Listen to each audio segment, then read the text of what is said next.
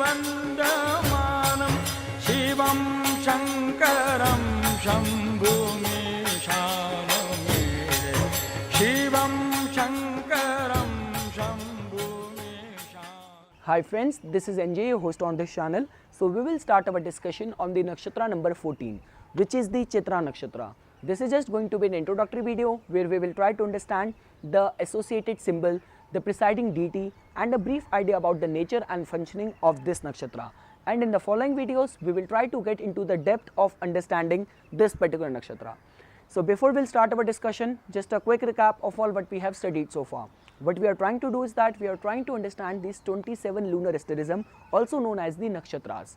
You cannot rely on your reading only on the basis of the planets inhabiting or transiting these 12 zodiac signs, because behind each zodiac sign there is the energy of 3 different Nakshatras. That is the only reason people born with the same zodiac sign do not think alike or do not behave alike.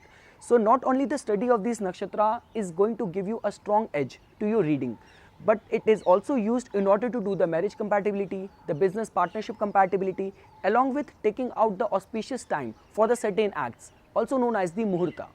So when it comes to this particular nakshatra, the zodiac space which it occupies is in 2 zodiac sign. So from the 23 degree 20 minutes of the Virgo zodiac sign reaching till the 6 degree 40 minutes of the Libra sign.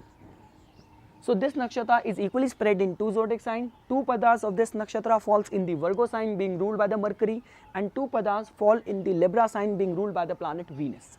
When it comes to its astronomy sync, so this nakshatra is one of the few lunar asterism nakshatra which constitutes of a single bright star.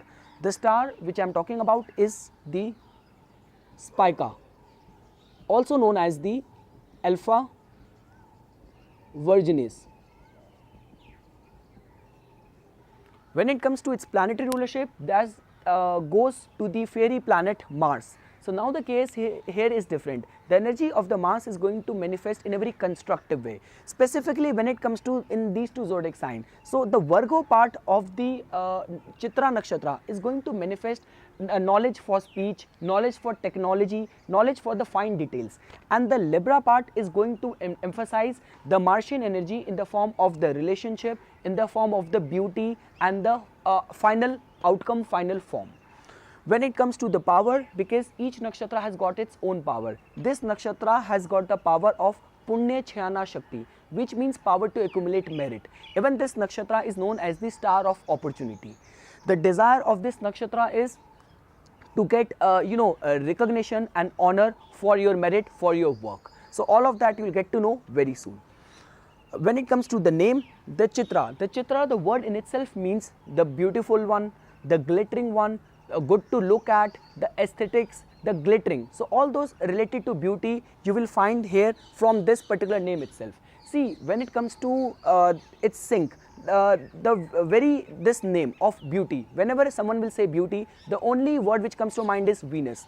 Whenever people say love, relationship, the only thing which comes to mind is the Venus. So even the Venus rules 2 zodiac signs, Taurus and the Libra. Even if we have to surgically open the sign of Taurus, Taurus constitutes of the energies of 3 nakshatras, Kritika, Rohini, and the Mrikshira. But the beauty and the art side of the Venus gets more manifested in the Rohini nakshatra. Same is the case with this another sign ruled by the Venus, which is of the Libra. Libra occupies and carries the energy of 3 nakshatras, Chitra, Swati, and the Vishakha. But the beauty side, the art side of the Venus gets more manifested in the Libra, in the Chitra Nakshatra. So that all you will going to get to know very soon when we will carry forward this discussion on this Chitra Nakshatra. So when it comes to the symbol attached to the Chitra Nakshatra, so the symbol attached by our ancient sages to this nakshatra is of a bright shining jewel. Now a jewel is also a form of the perfection and the universe's kind of strive and attempt for the perfection and the beauty, because these jewels, these pearls get formed by the intense heat and pressure on the rocks and minerals from millions of years. So you can get to know even an idea about the functioning of this nakshatra, which has a lot to do in order to create something which is very aesthetic, which is very beautiful. So after getting in lots of the fine intricate details, you are able to produce something. So this is what you get to know from this Chitra nakshatra. Another symbol, apart from the bright shining jewel, this nakshatra has been assigned another symbol as the pearl.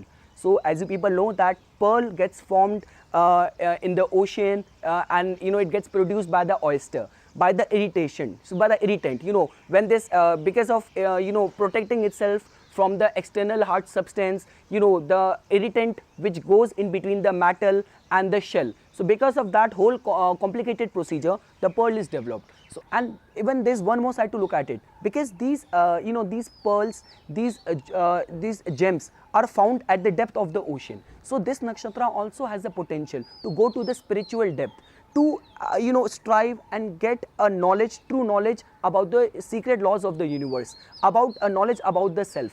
And it has been seen that people under the influence of this nakshatra also get the sudden flash of the inspiration, of the this realization, the epiphanies. So a lot of spiritual potential also lies with this Chitra nakshatra. So the symbol attached to this nakshatra is, first is of a bright shining jewel, and another is of a pearl.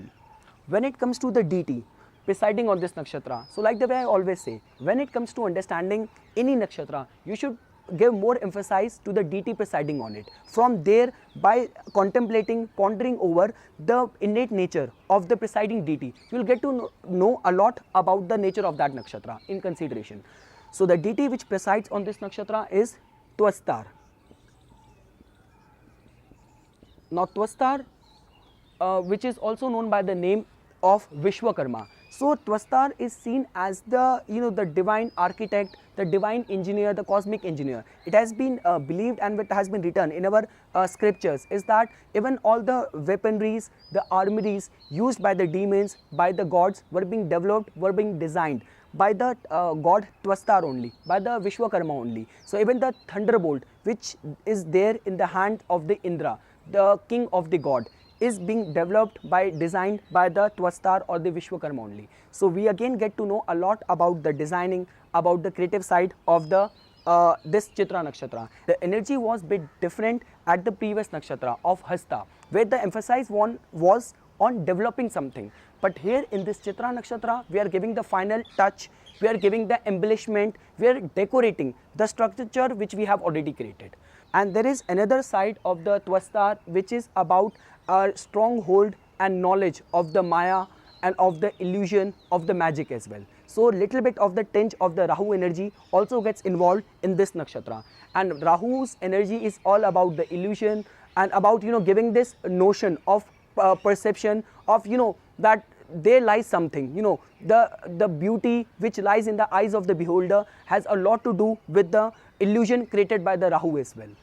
So this was about the nature, a brief idea about the deity presiding on this nakshatra. But one thing which is very true is that all those people who are in the artistic business, who are in the creative business, who are the artists, the architects, has a lot to do with this Chitra nakshatra. When it comes to the nature and functioning of this nakshatra, so these people tend to remain very good conversationalists.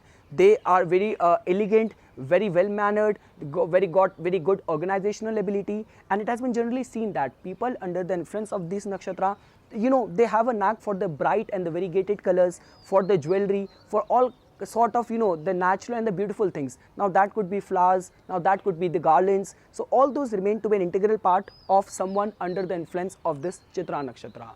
So this was just an introductory video. In the following videos, we will try to get into the core of understanding this nakshatra.